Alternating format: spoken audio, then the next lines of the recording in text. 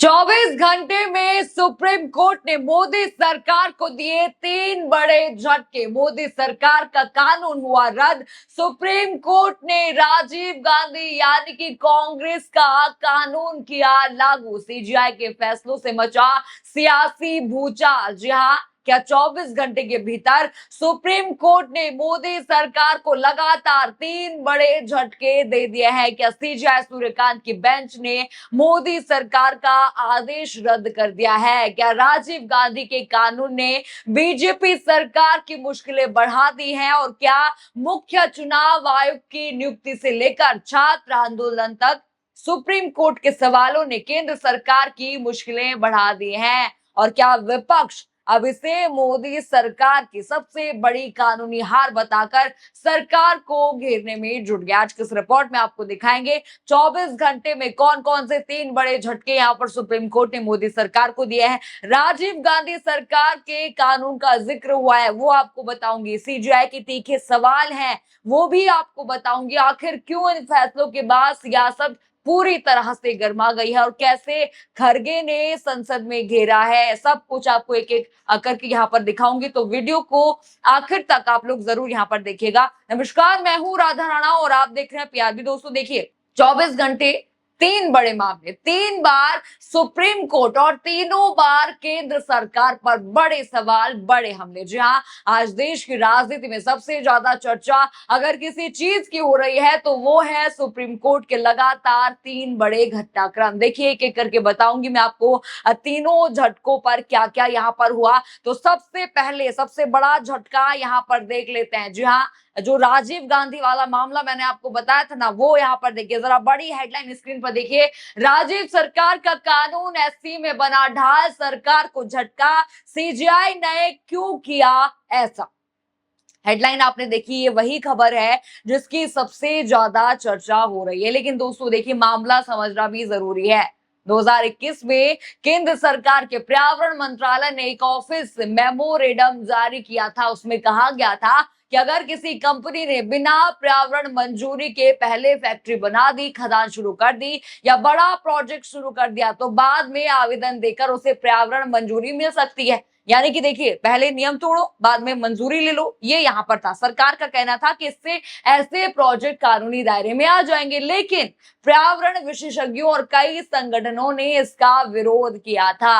अब जरा supreme court का फैसला आप दिखा दूं यहाँ पर क्या उन्होंने कहा। चीफ जस्टिस सूर्यकांत की अध्यक्षता वाली पीठ ने साफ कहा कि सरकार सिर्फ एक ऑफिस मेमोरेंडम जारी करके ऐसा स्थायी सिस्टम नहीं बना सकती जिससे नियम तोड़ने वालों को बाद में मंजूरी मिलती रहे। ये उन्होंने कहा। अदालत ने कहा कि पर्यावरण मंजूरी का उद्देश्य नुकसान होने से पहले जांच करना है, ना कि नुकसान होने के बाद उसे वैध बना देना। और इसी के साथ 2021 का पूरा ऑफिस मेमोरेंडम रद्द कर दिया। क्या भाजपा सरकार का ये मेमोरेंडम यहाँ पर सीजीआई ने रद्द कर दिया। लेकिन दोस्तों, अब सुनना भी जरूरी है, इस फैसले में राजीव गांधी भी आए। बड़ी जीत यहाँ पर राजीव गांधी की जो है बात कही जा रही है। सरकार जो है, इनका जो है कानून है, वो यहाँ पर ढाल बना है। वो आपको बताती हूँ कैसे। सुप्रीम कोर्ट ने अपने फैसले में पर्यावरण अधिनियम 1986 का हवाला दिया। जी हाँ, ये वही कानून है जो भोपाल गैस त्रासदी के बाद राजीव गांधी सरकार लेकर आई थी। कोर्ट ने कहा था, अगर भविष्य में किसी विशेष परिस्थिति में बाद में पर्यावरण मंजूरी देना भी है तो वो सिर्फ 1986 के कानून के तहत जारी वैधानिक नोटिफिकेशन से ही दी जा सकती है, सिर्फ ऑफिस मेमोरेंडम से नहीं। ये यहाँ पर राजीव गांधी बीच में आ गए। यानी जिस कानून को कांग्रेस सरकार पहले लेकर आई थी, आज उसी कानून के आधार पर सुप्रीम कोर्ट ने मोदी सरकार के आदेश को रद्द कर दिया। यानी कि यही वजह है, कांग्रेस इसे अपनी बड़ी कानूनी जीत बता रही है और भाजपा के लिए बड़ा झटका भी इसे माना जा रहा है। लेकिन देखिए दोस्तों, मैंने आपको 3 बड़े झटकों की बात करी थी। अब आते हैं दूसरे बड़े झटके पर। हेडलाइन जरा स्क्रीन पर देखिए। सीजीआई को समिति से बाहर क्यों रखा, सीईसी के चयन पर सुप्रीम कोर्ट का केंद्र से तीखा सवाल। हेडलाइन आपने देखा, मुख्य चुनाव आयुक्त की नियुक्ति वाली चयन समिति से भारत के मुख्य न्यायाधीश को बाहर रखने पर सुप्रीम कोर्ट ने यहां पर पूछा, इस बदलाव की जरूरत क्या थी। यहां पर केंद्र सरकार से यह सवाल पूछा गया, इसका आधार क्या है ये पूछा गया, और इससे चयन प्रक्रिया की निष्पक्षता पर क्या असर पड़ेगा, यानी कि एक और बड़ा सवाल सीधे केंद्र सरकार पर। यानी देखिए, पहले भी चुनाव आयोग पर कई सवाल खड़े करे गए थे। जिस तरह से आपको पता है, पहले अलग अलग चीजें होती थी, लेकिन अब देखिए दो सरकार ने यहाँ पर आदमी बिठा दिया है और एक विपक्ष का आदमी बिठा दिया। तो अब पहले विपक्ष ने भी इस पर सवाल उठाए थे और अब देखिए केंद्र सरकार से सीधे सुप्रीम कोर्ट ने सवाल यहाँ पर पूछ लिया, यानी कि दूसरा बड़ा झटका यहाँ पर ये लगा है। लेकिन देखिए अभी भी तीसरा झटका बाकी है। बता दूं आपको, छात्रों के समर्थन में आ गए हैं सीजेआई सूर्यकांत। जी हाँ, जरा बड़ी हेडलाइन स्क्रीन पर देखिए, जंतर मंतर प्रदर्शन में पैलेट गन के इस्तेमाल पर सुप्रीम कोर्ट में सुनवाई, दिल्ली पुलिस से मांगा जवाब। हेडलाइन आपने देखी, मामला आपको थोड़ा बहुत तो समझ आ गया। छात्र आंदोलन के दौरान जो 20 जुलाई को हुआ था, कथित पैलेट गन के इस्तेमाल को लेकर सुप्रीम कोर्ट में सुनवाई हुई। अदालत ने दिल्ली पुलिस से जवाब मांगा है, केंद्र सरकार से जवाब मांगा है। जिस मुद्दे पर विपक्ष लगातार सरकार को घेर रहा था, अब वही मामला सुप्रीम कोर्ट के सामने भी आ चुका है। देखिए साफ उन्होंने कहा कि किसके कहने पर ये जो है पैलेट गन चलाई गई है, जरा वो हमें आकर बताइए। केंद्र सरकार से जवाब उन्होंने अब मांग लिया है। देखिए आपको बता दूं, इसी मुद्दे पर अमित शाह को जमकर मल्लिकार्जुन खड़गे ने भी सुनाया है, या कहूं तो झाड़ा है। देखिए उन्होंने सदन में कहा कि देश के गांव और शहरों से आए छात्रों को पैलेट गन से मारा गया, कई छात्र अस्पतालों में भर्ती हैं, किसी की आंख गई तो कईयों के हाथ पैर टूट गए। इसके जिम्मेदार गृह मंत्री अमित शाह हैं। अमित शाह बंद कमरे में बैठकर ये बातें सुन रहे होंगे, लेकिन वो बहुत दिनों तक बंद कमरे में छिप नहीं सकते, जनता उन्हें बाहर खींच कर लाएगी। जरा ये वीडियो बयान उनका संसद का देख लीजिए। मेरे विद्यार्थी जो गांव-गांव से आए, स्टेट से आए, उन बच्चों को पैलेट्स का यूज करके उनको मार रहे हैं और हॉस्पिटल में गिरे हैं।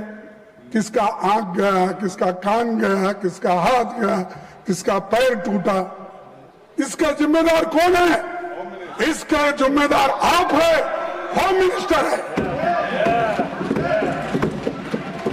आप बंद कमरे में रह के आप सुन रहे होंगे मेरी बात, लेकिन आप बंद कमरे में रह के बहुत दिन छुप नहीं सकते। एक दिन हम बाहर खींच के लाएंगे और जनता के सामने।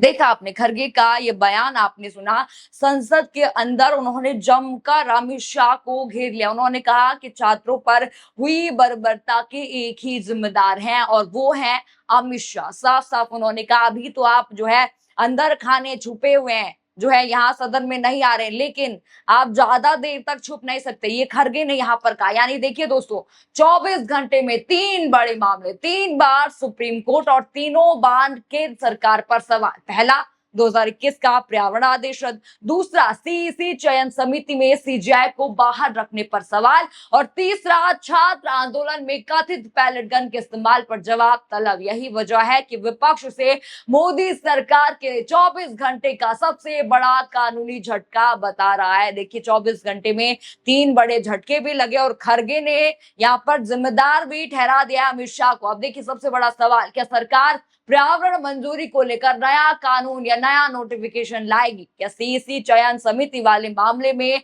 सरकार सुप्रीम कोर्ट को संतुष्ट उनको कर पाएगी? क्या छात्र आंदोलन वाले मामले में सुप्रीम कोर्ट से कोई बड़ा आदेश आएगा? और सबसे अहम सवाल, क्या 24 घंटे में मिले इन 3 झटकों का असर आने वाले दिनों की राजनीति पर भी पड़ेगा? देखिए इन सवालों के जवाब आने वाले दिनों में सामने आ जाएंगे। आप इस पूरे घटनाक्रम को कैसे यहाँ पर देखते हैं? क्या वाकई आपको लगता है कि 24 घंटे में सुप्रीम कोर्ट ने मोदी सरकार को 3 बड़े झटके दिए हैं? इस पर आपकी क्या राय? हमें कमेंट सेक्शन में अपनी राय जरूर बताइए। खबर देखिए आपको पसंद आई हो तो वीडियो को लाइक करें, शेयर करें और चैनल को सब्सक्राइब करना बिल्कुल मत भूलिएगा और बने रहिए पीआरबी के साथ।